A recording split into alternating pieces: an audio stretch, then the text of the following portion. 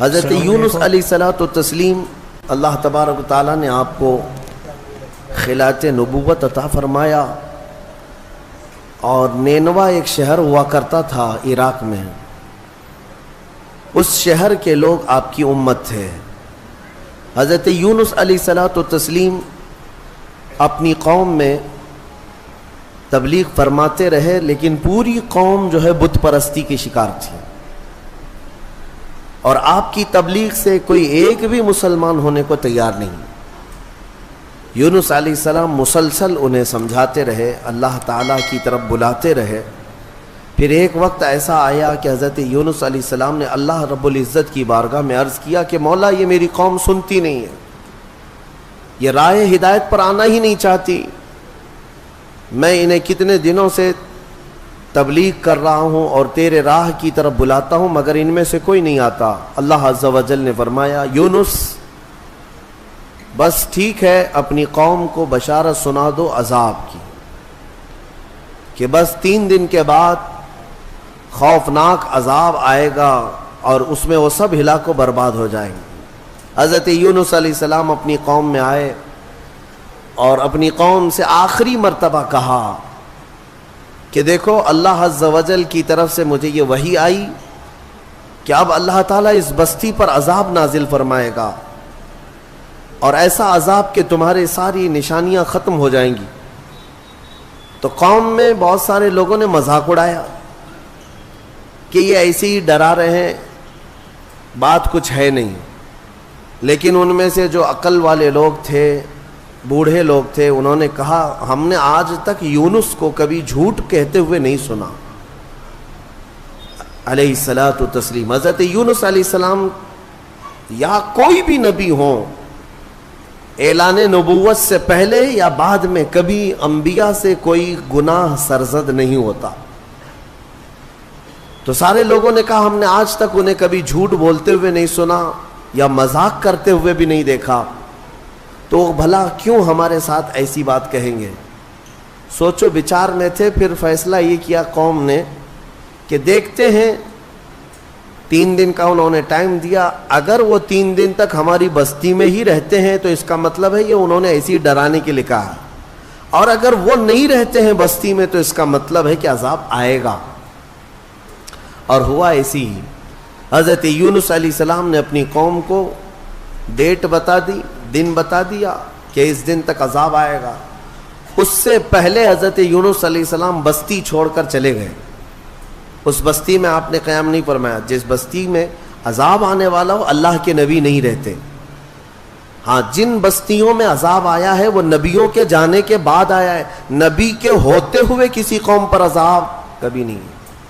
ہاں، کہ نبیوں کو بھی اس عذاب میں آنا ہوا ہو، نہیں، ایسا نہیں ہے۔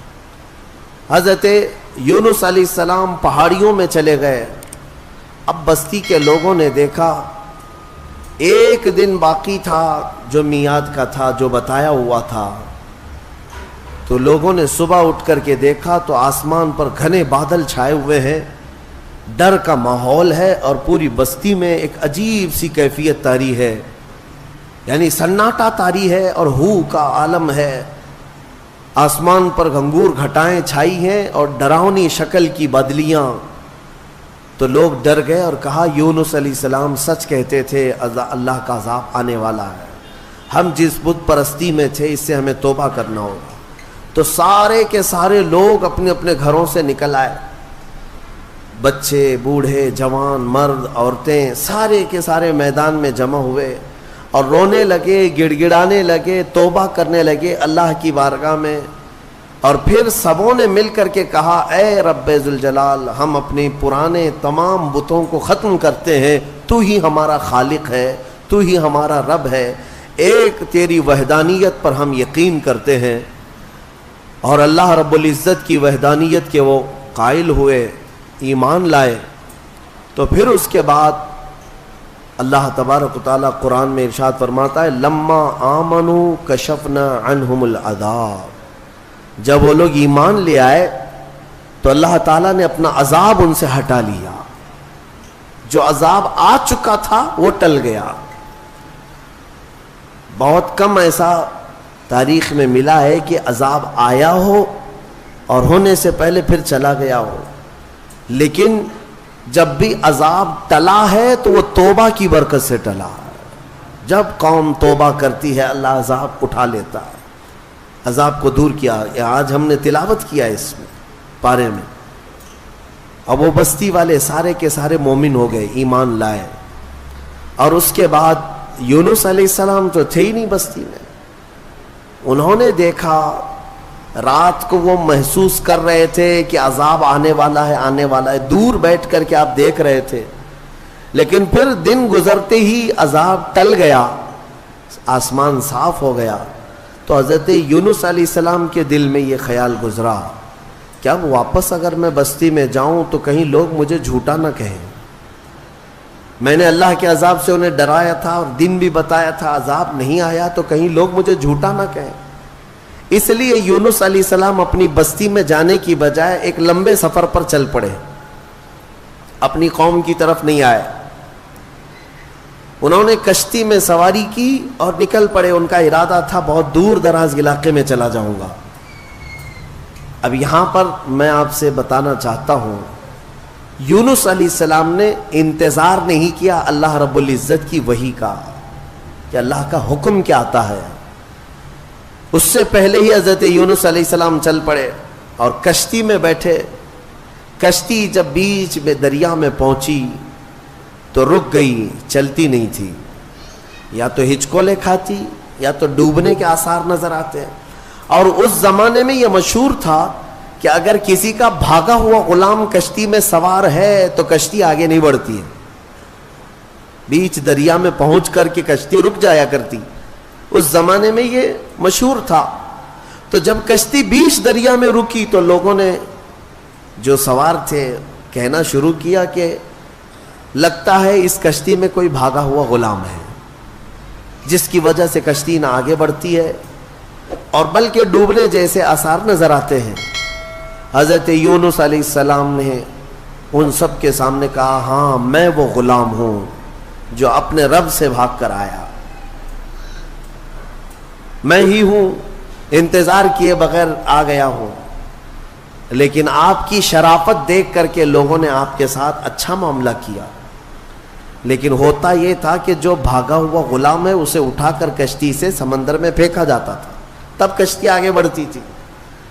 اب بیچ دریا میں ہے، لوگوں نے یہ کہا کہ نہیں، یونس علیہ السلام چہرے سے اتنے شریف ہیں، اخلاق کے اتنے اعلیٰ ہیں، یہ ایسا نہیں کر سکتے، لہٰذا کشتی میں بیٹھے ہوئے سارے لوگوں نے قرعہ اندازی کی کہ جس کا نام نکلے گا اس کو سمندر میں ڈالا جائے گا، اس کو دریا میں ڈال دیا جائے گا۔ تو قرعہ میں حضرت یونس علیہ السلام کا ہی نام نکلا، جب قرعہ اندازی کی گئی ان کا ہی نام نکلا۔ پھر بھی کشتی والوں نے کہا دل نہیں مانتا ہے کہ اتنے اعلیٰ اخلاق والے، اتنے حسین چہرے والے کسی نیک آدمی کو دریا میں ڈال دیا جائے۔ پھر دوبارہ قرعہ اندازی کی گئی، دوسری بار جب قرعہ اندازی کی گئی تو پھر یونس علیہ السلام کا نام آیا، تیسری بار قرعہ اندازی کی گئی پھر حضرت یونس کا نام آیا، تو مجبوراً سب لوگوں کا اتفاق ہوا، حضرت یونس علیہ السلام کو اٹھا کر کے دریا میں ڈال دیا گیا۔ یہ حضرت یونس علیہ السلام کا دریا میں جیسے ہی ڈالا جانا تھا، دریا میں موجود ایک بہت ہی بڑی قسم کی مچھلی نے منہ کھولا اور آپ کو نگل لیا۔ حضرت یونس علیہ السلام کو مچھلی نے نگل لیا۔ اب آپ مچھلی کے پیٹ میں چلے گئے، لیکن ایک بات یاد رکھیں، مچھلی کی غذا بن کر کے نہیں گئے تھے آپ کہ مچھلی نے نبی کو غذا بنا لیا ہو، لقمہ بنا لیا ہو، بلکہ مچھلی کو حکم تھا کہ یہ تیری غذا نہیں ہے، بلکہ یہ میرے نبی کی امان گاہ ہے، حفاظت گاہ ہے۔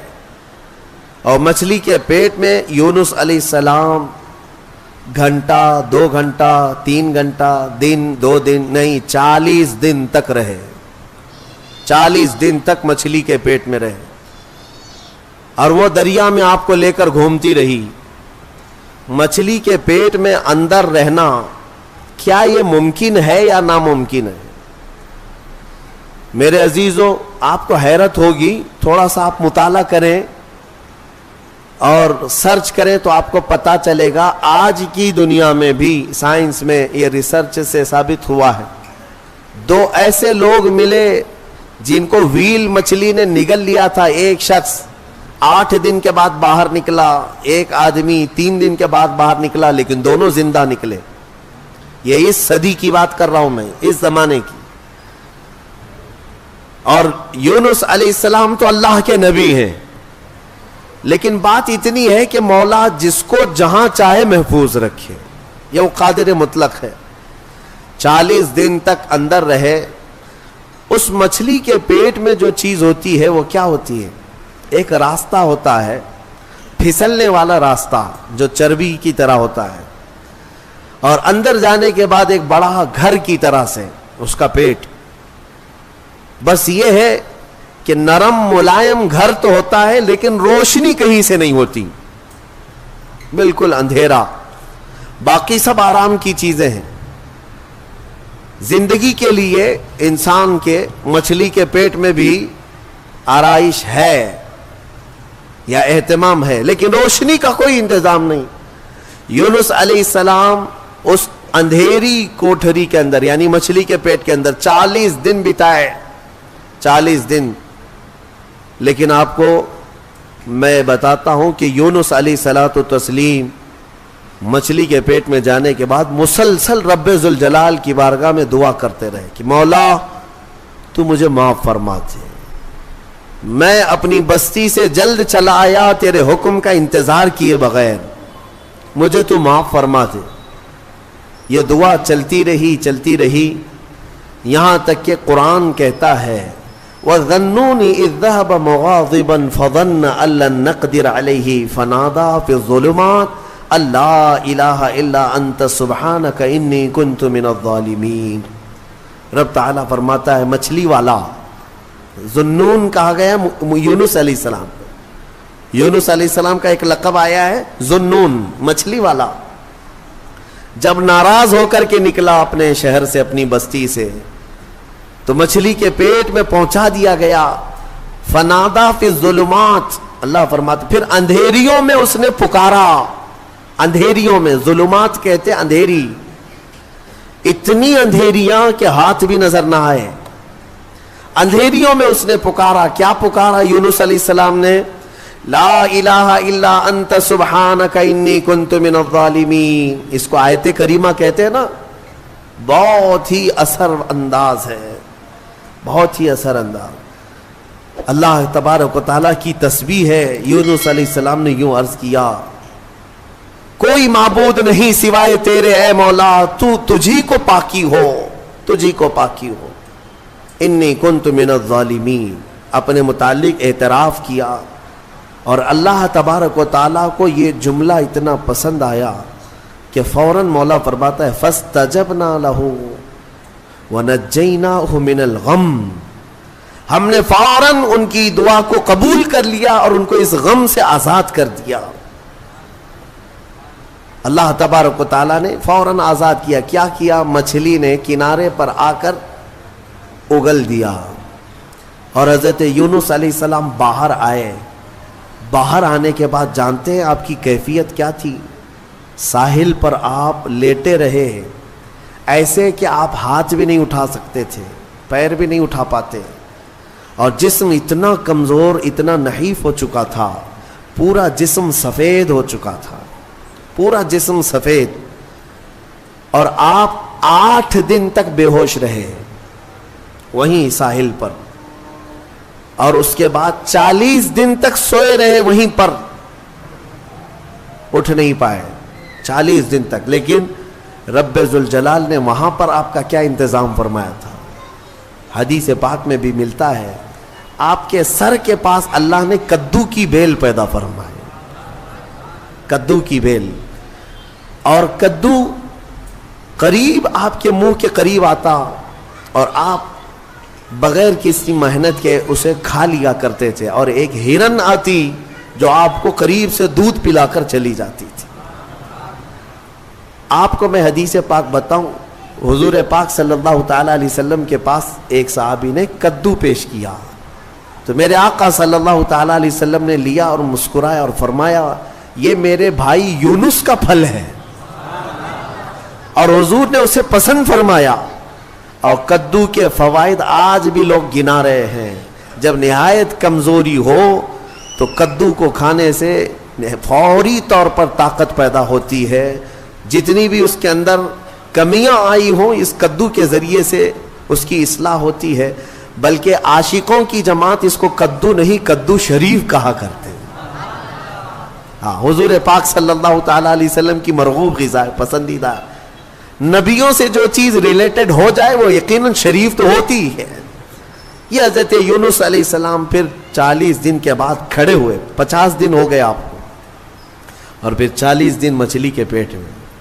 یوں سمجھ لیں تقریباً 3 مہینے کا عرصہ گزر گیا اپنی بستی سے بچھڑے ہوئے.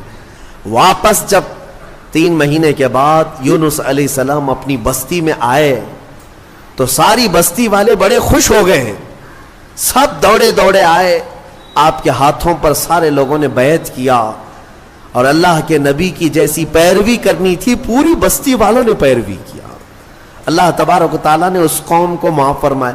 میں نے پڑھا جتنے نبیوں کی امتیوں کے بارے میں، صرف یونس علیہ السلام کی قوم ایک ایسی ہے جو گناہ کے بعد یا شرک اور بت پرستی کے بعد واپس پلٹ آئی تو اللہ نے ان کو اپنے محبوب جماعت میں شامل فرمایا. اتنا ہی نہیں، کچھ تفسیروں میں یہ بھی ہے کہ یونس علیہ السلام کی امت کو اللہ تعالیٰ نے آج تک زندہ رکھا ہے. جیسے اصحاب کہف ہیں، یونس علیہ السلام کی امت کے لوگ وہ پہاڑیوں میں، جزائر میں کہیں پر ہیں. بعض مفسرین وَمَتَّعْنَاهُمْ کی تفسیر کرتے ہوئے فرماتے ہیں کہ وہ آج بھی زندہ ہے، اور جب امام مہدی آئیں گے تو امام مہدی کی فوج میں وہ یونس علیہ السلام کی امت بھی شامل ہوگی. بعض تفاسیر میں یہ موجود ہے. تو یعنی میرے عزیزوں اس میں کئی چیزیں موجود ہیں. پہلی بات تو یہ ہے، میں آج ہی کہہ رہا تھا کبھی کبھار ہمیں یہ احساس ہوتا ہے حالات دیکھنے کے بعد کہ قوم کو ہم بھی صبح شام بیدار کرنے کی کوشش کرتے رہتے ہیں. کچھ ہمارے خلاف بولتے ہیں، یا کچھ ہمیں طعن و تشنیع کرتے ہیں، یا کچھ ہمیں گالیاں دیتے ہیں. ٹھیک ہے، سب کا اپنا اپنا حصہ ہے. لیکن انسانی فطرت ہوتی ہے، کبھی انسان اوب جاتا ہے. کیا ان کے پیچھے سر کھپائیں، چھوڑو، جانے دو. قوم اپنے اپنے راہ دیکھے گی، میں اپنی اصلاح کر لوں، آخرت میں مجھے جواب دینا ہے. سچ بتاؤں، آج ہی میں کہہ بھی رہا تھا اس بات کو کہ کبھی دل کرتا ہے کہ یہ حالات جو آج ظالم بنا رہے ہیں، ایک بات دیکھ رہے ظلم کی ایسی نئی صورتیں یہ لا رہے ہیں کہ انہیں ہر چیز سے اب تکلیف ہونے لگ گئی. اذان سے، نماز سے، ٹوپی سے، داڑھی سے، برقعے سے، قرآن سے، اسلام سے، میرے نبی کے نام سے. کیا چیز بچایا گیا؟ ساری چیزیں دھیرے دھیرے. بلکہ آپ یہ بھی کام شروع کر دیا گیا کہ ادھر اذان ہو رہی ہو اور ادھر سامنے مسجد کے باہر کچھ شرپسند ناچ گانے کر رہے ہوں، وہ اپنی آوازیں بلند کر رہے ہوں. یہ شیطانی شرارتیں عروج پر آ رہی ہیں، تیز ہوتی جا رہی ہیں. ان حالات میں ہماری قوم کی ذمہ داریاں کیا تھیں؟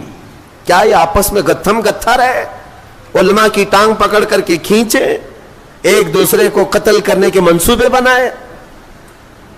اسی لیے کسی نے کہا تھا کہ نشیمن سے دھواں اٹھتا ہے اور تم کہتے ہو ساون ہے. گھر کو آگ لگی ہوئی ہے، گھر جل رہا ہے، اور تم کہہ رہے ہو کہ ساون کا مہینہ چل رہا ہے. میرے عزیزوں، ان چیزوں سے اوپ کر کے کبھی ہم اگر یہ سوچتے ہیں کہ چھوڑو، جانے تو ہم جنگل کی طرف چلتے ہیں 2 بکریاں لے کر کے. میرے آقا صلی اللہ علیہ وسلم کی حدیث بھی ہے، وہ شخص اخیر زمانے میں اپنا ایمان بچا لے جائے گا جو چند بکریاں لے کر کے جنگلوں کی طرف چلا جائے گا. کبھی ہم یہ سوچتے ہیں، لیکن پھر سورہ یونس پڑھنے کے بعد یہ پتا چلتا ہے نہیں، اللہ کا حکم ہے کہ پھر قوم کو کس کے حوالے چھوڑ آئے تھے. اگر اس بات پر پکڑ ہو گئی، وہ اللہ کے نبی یونس علیہ السلام کو اللہ تبارک و تعالیٰ نے 40 دن مچھلی کے پیٹ میں اندھیریوں میں گزروایا، صرف اس لیے کہ وہ قوم کو چھوڑ کر کے آئے تھے. ہاں، علماء کو قوم کو چھوڑ کر جانے کی اجازت بھی نہیں ہے. بہرحال ہم دعا یہی کرتے ہیں کہ مولا تبارک و تعالی کسی کے ذریعے سے امت مصطفیٰ کی اصلاح عطا فرمائے, انہیں ہدایت عطا فرمائے. ویڈیو پسند آئے تو لائک کرے, شیئر کرے, کمنٹ کرے اور ہمیں فالو کرے. ہمیں